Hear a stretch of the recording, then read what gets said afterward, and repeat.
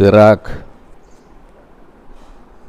or the book of Ecclesiasticus, chapter 14.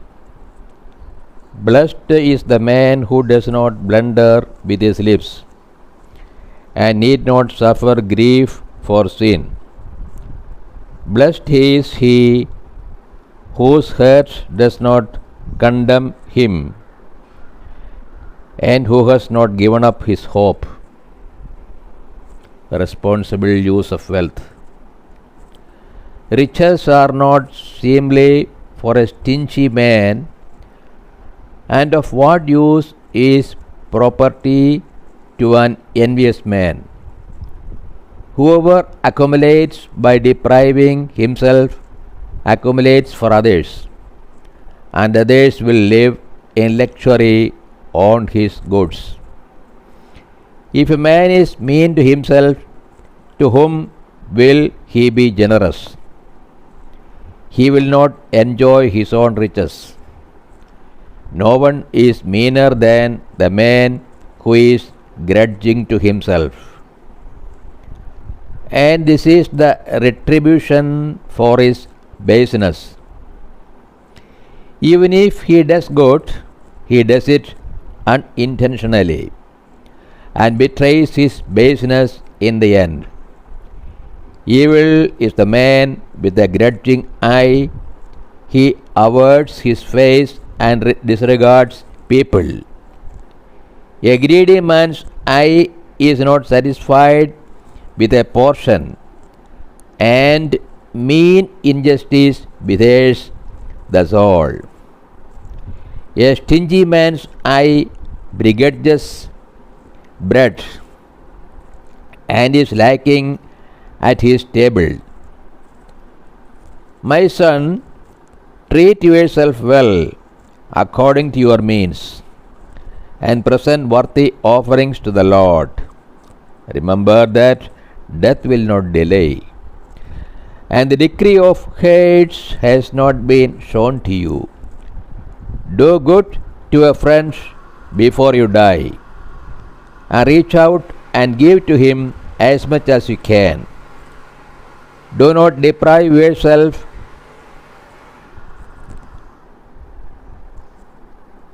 of a happy day. Let not your share of desired good pass by you. Will you not leave the fruit of your labors to another, and what you acquired by toil to be divided by lots? Give and take, and beguile yourself, because in hates one cannot look for luxury. All living beings become old like a garment. For the decree from all days, you must surely die. Like flourishing leaves on a spreading tree, which sheds some and puts forth others, so are the generations of flesh and blood. One dies and another is born. Every product decays and ceases to exist, and the man who made it will pass away with it. The happiness of seeking wisdom. Blessed is the man who meditates on wisdom, and who reasons intelligently. He who reflects in his mind on her ways will also ponder her secrets. Pursue wisdom like a hunter, and lie in wait on her paths. He who peers through her windows will also listen at her doors. He who encamps near her house will also fasten his tent peg to her boards. He will pitch his tent near her, and will lodge in an excellent lodging place. He will place his children under her shelter, and will camp under her boughs.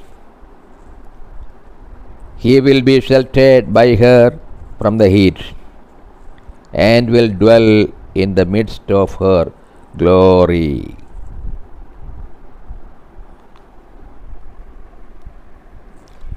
Here in this chapter,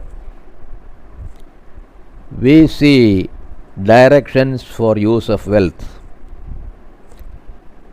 We should be generous towards us and also towards the needy. Wealth should be used for the well-being of others and also for righteous purposes only. The verses in this chapter call for a morally upright and virtuous life.